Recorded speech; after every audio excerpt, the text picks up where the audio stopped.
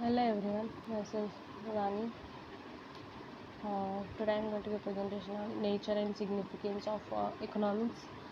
So let me introduce myself. My name is Rani. I'm studying at the Institute of Aeronautical Engineering, BTech. So let's see the topic contents. So introduction, microeconomics, macroeconomics, international economics, environmental economics, and the significance of economics, and conclusion. Let's get into it. Introduction.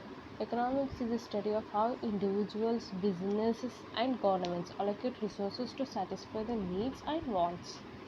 It is a social science that examines how people make decisions in the face of scarcity and how those decisions affect society as a whole. So, economics in the sense it says how individuals and business governments allocate resources and specific purposes to satisfy their needs and wants. And it is a social science that examines how people make decisions in the face of scarcity and how those decisions affect society as a whole. So, nature of economics, there are four types of economics, like micro. There are two types of economics: microeconomics and macroeconomics, and other two are international economics and environmental economics. So, let's see first microeconomics. Microeconomics focuses on the behavior of individual consumers and firms in the market. So this microeconomics mainly focus on individual consumers, not on the whole, but the individual companies, individual consumers. It examines how they interact with each other to determine prices and quantities of goods and services. So it examines that it examines the consumer's behavior of that particular product, which is individual, and prices and quantities of goods and services. Macroeconomics. Macroeconomics looks at the economy as a whole, including issues such as inflation, unemployment, and economic growth. So this gets deeper. And so macroeconomics looks into the economy of whole as a whole, including issues such as inflation, unemployment, and economic growth. It examines how government policies can influence these factors and promote overall economic stability and prosperity. So, macroeconomics means in the sense government policies for the economics that will be examined in the macroeconomics, but individuals will be individual consumer behavior, the price and the good quantities, these are examined in the microeconomics. So let's see what are the difference between macro and microeconomics, and what are the uh, what are the factors. So microeconomics contains market, uh, individual market, effect of prices and goods, labor market, consumer behavior, and supply of goods. These will be main factor in microeconomics, which like market, effect of prices of goods, and labor market, about the labor, and consumer behavior to the particular product, whether he is liking that or whether he is not liking that, or he is accepting something new in it, or he is satisfied with that all comes under this. And supply of goods, so enough goods are supplied or not, that will be taken in this. And macroeconomics, it macroeconomics is overall has a whole economy, right? So GDP will be taken, and inflation, employment or unemployment, aggregate demand, and capacity of economy. So these things are managed in macroeconomics. Gross domestic product, the GDP in the sense gross domestic product as a whole, the product, the taxes, and that the product, inflation, employment, unemployment, and aggregate demand of the product, and capacity of economy, that will be technical in the macroeconomics.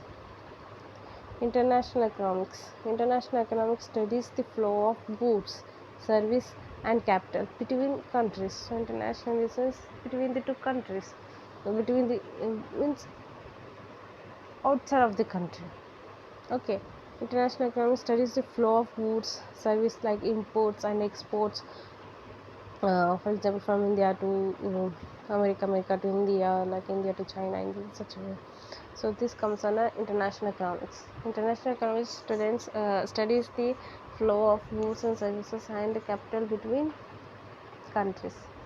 It examines how globalization has impacted economics around the world and how countries can benefit from international trade and cooperation. So this mainly focus on international GDPs and international globalization, and what is the rate at the international level and what is the rate in in our country, and what is the economy of the whole in the international, and what are the trade and cooperation. So it examines how globalization has impacted economies over the around the world, and how countries can benefit from international trade and cooperation that will be taken care in the international economics. Let's see the environmental economics. Environmental economics explores the relationship between the economy and the environment. So this environmental economics makes the relationship between the environment and the economics. It examines how economic activities can impact natural resources and ecosystems, and how policies can be designed to promote sustainable development. So here economics is not only just improving the quality of the product. It's not that, but it should also be good to the environment. So it should maintain some sustainable development. It should not harmful the any environment. That will be taken care in the environmental economics. That will be there in the environmental economics, and economics can impact natural resources and ecosystems, and how policies can be designed to promote sustainable development. So significance of economics. So these are the four nature of economics. They are microeconomics, macroeconomics, international economics, and environmental economics. So let's see the significance of economics. First and foremost, the most important advantage of economics is helping the society decide and formulate the ways for the optimal allocation of its limited and scarce resources. So here, by analyzing the economics, the society can decide that how much of resource should be allocated to which product, how much of resource should be allocated to which product, uh, um, which product and in which area. So this will be the society can decide by analyzing it. That is the first and foremost benefit. That will be first and foremost significance of that economics. And economics provides us a mechanism and analytical techniques to optimize utilization of available resources and reduce wastages. So by analyzing the economics, by examining the economics, we can determine how much of uh, resource is wasting and how much is utilizing. So and by understanding it, we can save the resources, for the for the future. So this will be examined and determined. And the third point is the stability of an economy is a must for any country or society to survive in the long run. So the stability, the the maintenance of economy is must for any country or society to survive in the long run. The adoption of sound economic practices in the society can only ensure that the economy is stable and growing at the same time. So, see, economy increases in the sense doesn't mean that the nature is decreasing. So, here the economy is stable and growing at the same time. It must be growing at the same time, and the economy should be in such a way that it should be long run, and it should have some practices in the society can only ensure that the economy is stable and growing at the same time.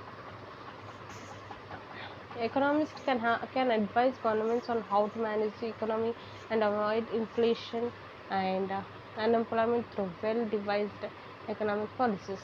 So inflation in the sense crisis of food, crisis of product, crisis of cloth, unemployment. So these are things. So economists can advise the government, can give the suggestions to the governments for uh, not getting into unemployment, inflation.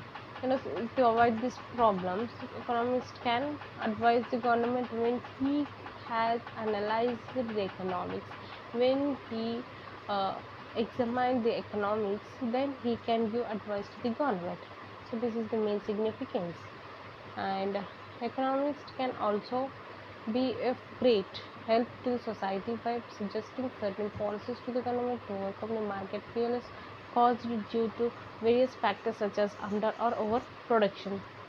So overproduction, the product which is not used, which is not useful, that much of useful, which is being overproduction, that will be result in waste of resources, and that will be result in waste of time, money, uh, resources, and also resources. So that could be eradicated by analyzing the economy by economists. So here the main part is that economists can play important role when he analyzes the economy of the past, of the history, and he gets to it and he determines that where the resources are being utilized properly and where resources are wasted. If he analyzes that properly, he can reduce the inflation, unemployment. Such components are being reduced. Such problems will be solved if he has that.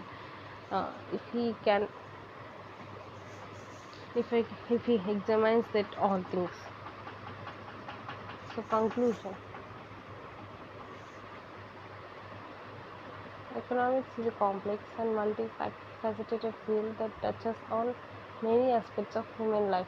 So, is it in economics is a complex and multifaceted field that touches on many aspects of human life. So, economics is everywhere we see in our daily life. When we are purchasing any product, it must be safe to the environment, and it, it must be healthy, and it must be allocating the resource properly in such a way.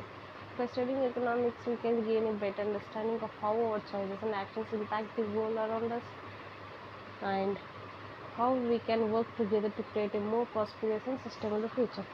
So, by studying economics, we can get into economics, and we can give the suggestions to the government, and we can allocate the resources properly to the product, and we can maintain the sustainable development, and we can use the resources properly, and we can save the resources to the future people, and these are the things will be done by if we study the economics. So this is the conclusion of my presentation, and thank you.